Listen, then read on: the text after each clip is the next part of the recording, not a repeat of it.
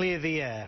And we end this week in the way it began, with America's resident dunce, Sarah Palin, scraping the barrel of her long-deceased mind and using her all-time favourite analogy in an attempt to sound intelligent about the national debt. Our free stuff today is being paid for by taking money from our children and borrowing from China. When that note comes due, and this isn't racist, so yeah, try it anyway. This isn't racist, but it's going to be like slavery when that note is due.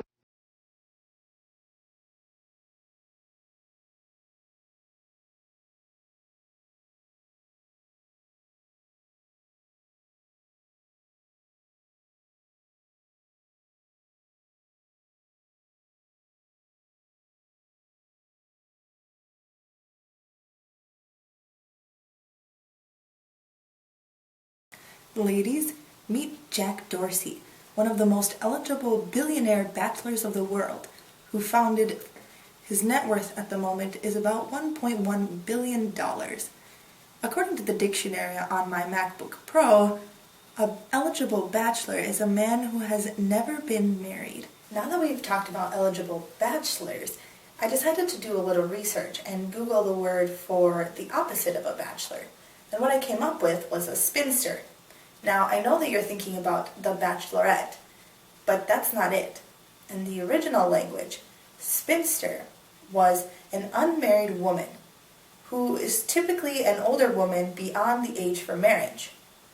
Now let's compare that to the definition for a bachelor, a man who is not and has not ever been married. This sounds a little bit like has a connotation that's worse for women than for men. Now, when I googled a picture of a spinster instead of bringing me with Jack Dorsey, a billionaire bachelor, I came up with a picture that might as well would have been me. The short hair, the glasses, and the cat. Or this.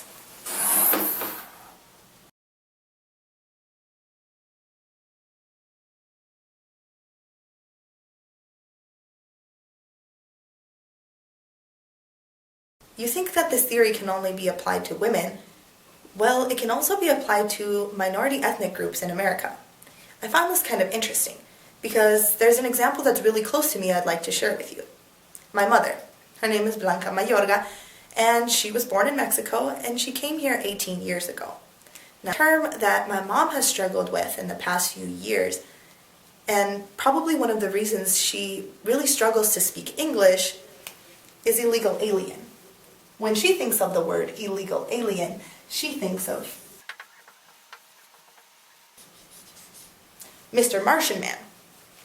Now, in reality, I know that it's not really referring to that.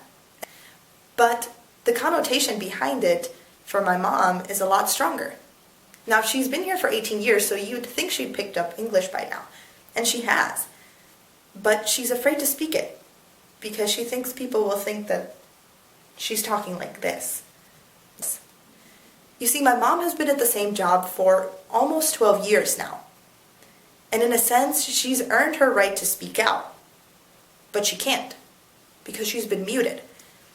Now, if you think about how women feel, think about how these minority groups feel.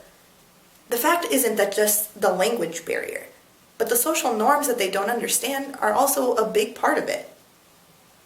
In a sense, my mom is an example of a double muted person.